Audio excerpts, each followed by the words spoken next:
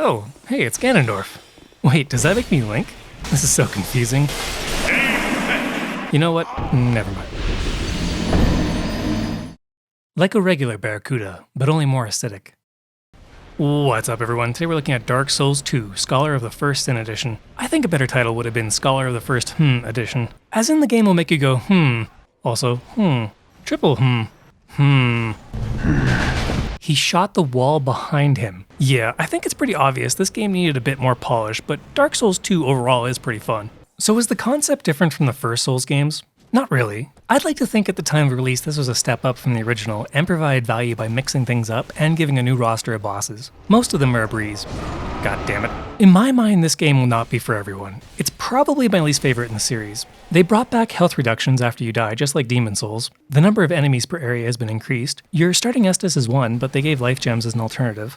Must go faster. Compared to more recent releases, the gameplay is slower and you need to manage your stamina more carefully. Your damage immunity roll duration is severely reduced at the start. FromSoft based this on a stat called ADP. If you don't level this stat, your dodge roll immunity window is garbage. The one thing I can't stand is that if you're targeting an enemy and you're moving a direction away from said enemy when attacking, your character will turn that direction and hit nothing. Even 25 hours into the game, I forgot that this is a thing. All this combined can make Dark Souls 2 overwhelming. So you might think I hate Dark Souls 2, right? Wrong! There's actually a lot to like about Dark Souls 2. There's a ton of bosses. The first half of the game is non-linear. With 20 points in ADP, the game becomes a lot easier. Bonfire warping is unlocked right out of the gate. The DLC content included with Scholar is awesome. Sin, Sir Olon, and the Burnt Ivory King are fantastic bosses. As a bonus challenge, they included Bonfire Aesthetics, which allows players to fight a New Game Plus version of a boss. Most importantly though, Dark Souls 2 fits the role of being difficult but fair. Similar to the other Souls games, you can co-op 99% of this game. This time around, rather than basing co-op around a player's level, they went off the number of souls you've earned, aka soul memory.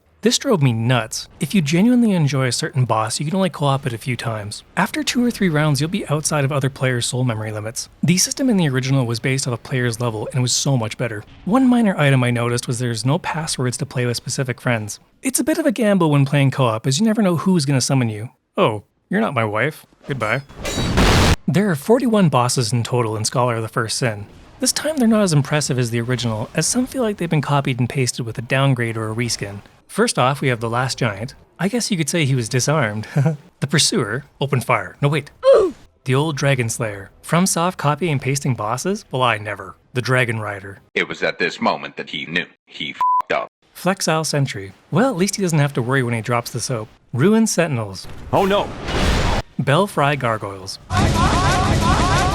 The Lost Sinner. That's a woman? The Executioner's Chariot. Oh no, the brakes are out. The Skeleton Lords. Oh man, that's the good stuff. Covetous Demon. I don't think they're gonna be able to get all of you in frame, Cartman. Mytha, the Baneful Queen. Don't lose your head. Wait, it's back in her hand? The Smelter Demon. You okay? Yes, but actually no. The Old Iron King. Oh, thank God, it's just a Balrog. Scorpioness Nachka. Is it weird that she has the bigger stingers? Royal Rat Authority. Reminds me of Great Grey Wolf Sith. Well, at least it's guilt-free. Prowling Magus and Congregation. How is this a boss fight? The Duke Steer Freya. It's a giant laser spider. Royal Rat Vanguard. Pick a rat, win a prize. Nope. God damn it. The Rotten. I feel like a dishcloth. The Twin Dragon Riders. Is this a double D rider situation? Looking Glass Knight. Hello, friend. Goodbye, friend. Demon of Song. It is Wednesday, my dudes. What the hell is even that? Velstad, the Royal Aegis. It's Garl Vinland 2.0. Seriously, his helmet is the exact same shape. Vendrick. Sir, I'd like to fight you. Sir. Guardian Dragon. More like Guardian Turkey. Ancient Dragon. I don't even think we can make banana bread out of this. Giant Lord. Dance, revolution! Dark Lurker. I've got this. Elena, the Squalid Queen. Oh, that's nasty. Sin, the Slumbering Dragon. The Grave Robber, the Soldier, and the Explorer. 3 versus 1, seems fair. Fume Knight. Do you think maybe he's compensating for something? Sir Olon. This boss is just right. Smelter Demon 2.0. You are in the wrong neighborhood, son.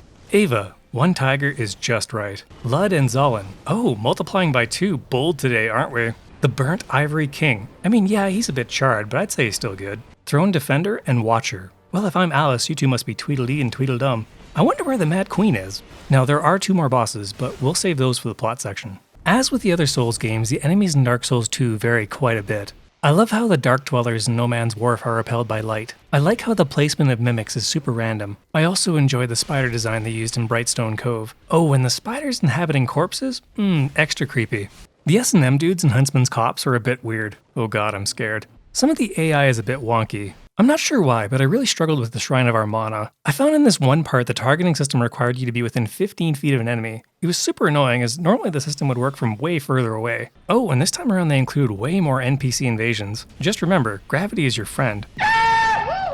The only two enemies I absolutely despised were the Ice Rabbits and Reindeer in the Ivory King DLC. The reindeer will spawn endlessly, and the rabbits are similar to the Bone Wheel skeletons from the original.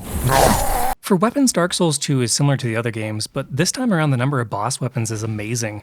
The Fume Ultra Greatsword looks hilarious, but the Dragon Rider Halberd is my go-to as it scales with intelligence, and the moveset is useful for crowd control. Another honorable mention would be Santiage Spear. Arguably it's the best weapon to use on bosses, as the amount of damage dealt is stupid high. The only trick is you have to break the head of a statue off the blade. Without spoiling anything, the game starts with our character traveling to an unknown land for reasons unbeknown after being afflicted with an undead curse. This premise is similar to the original game, but with less extremely thick demons. I see this as an absolute win. Once inside Drangleic, we search to find a cure for the undead curse. As one would imagine, a lot of what we complete involves taking down very powerful entities, but in some cases, it's hard to say why. One thing I absolutely loved was at one point we start exploring the memories of the deceased. It worked great to illustrate the history of the world and how things came to be and what we see around us.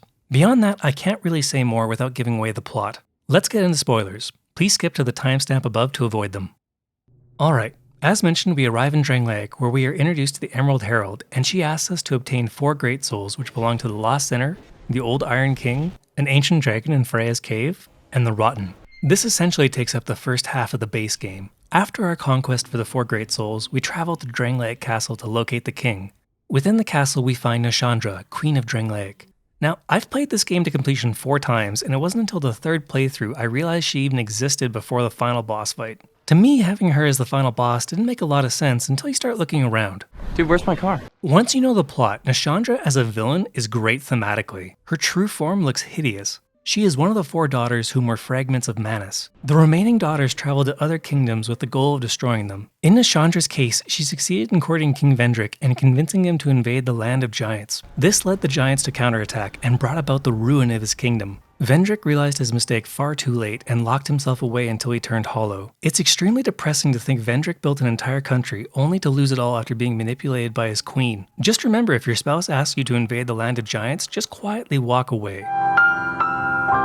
Originally in the base game, you would destroy Nashandra and ascend the throne. This ending was a bit ambiguous on whether we linked the First Flame, so FromSoft changed it with the First Sin Edition. To enhance the story, they included Aldia as a major character. They added him in as a 3rd final boss with a second ending if you killed Vendrick. Aldia also randomly appears in 3 locations throughout the game. Let's just say you don't see him coming. Explosion! He also shows up in a rather small room near the end of the game. I shall call him Mini-Me. It's unfortunate that FromSoft decided to add him in after the fact, as everyone had theorized Aldia turned himself into the Ancient Dragon. I understand why they added him, as he tries to convince us that we can break the cycle of linking the fire. This is of course a parallel to Kath in the original Dark Souls. Really though, I feel like adding Aldia made the plot worse overall. The original story with just Nashandra was good, but including Aldia after the fact just felt disjointed. The plot itself is kinda hard to follow in the second half of the game as is. We find Vendrick, obtain the King's Ring, meet the Ancient Dragon, travel into the Memory of Giants to obtain the Giant's kinship from the Giant Lord. This allows us to fight Nashandra. Okay, but why? It really bothers me that the game doesn't explain why we need the Giant's kinship. I mean, adding Aldia and not fixing the last 10% of the plot really ruzzled my jimmies.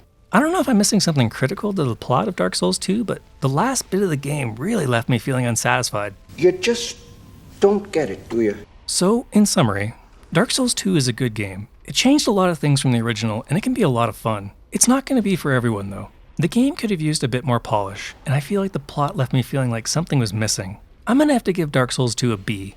Thank you all for watching. I really appreciate you watching until the end of the video. And lastly, but most importantly, I hope you all have a great day. Wait, why did they make an invisible armor? Looks like I'm wearing nothing at all. Feels like I'm wearing nothing at all. Nothing at all. Nothing at all. Nothing at all.